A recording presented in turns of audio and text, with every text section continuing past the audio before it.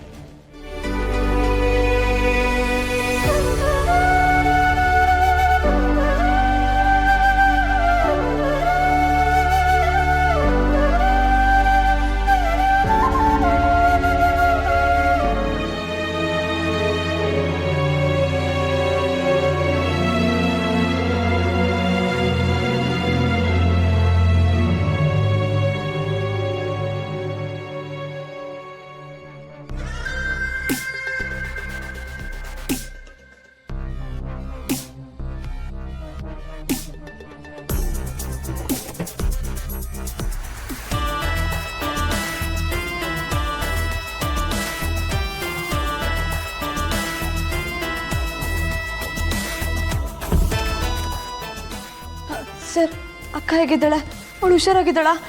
ಪಾಪು ಏನಾಗಿಲ್ಲ, ಆರಾಮಾಗ್ತಾರೆ. ನೀವು ಗಾಬರಿ ಆಗಬೇಡಿ ಪ್ಲೀಸ್. ನೀವು ನಿಜ ಹೇಳ್ತಿದ್ದೀರಾ ತಾನೆ? ನೀವ್ಯಾಕೆ ನನ್ನನ್ನು ಒಳಗಡೆ ಇರೋದಕ್ಕೆ ಬಿಡಲಿಲ್ಲ?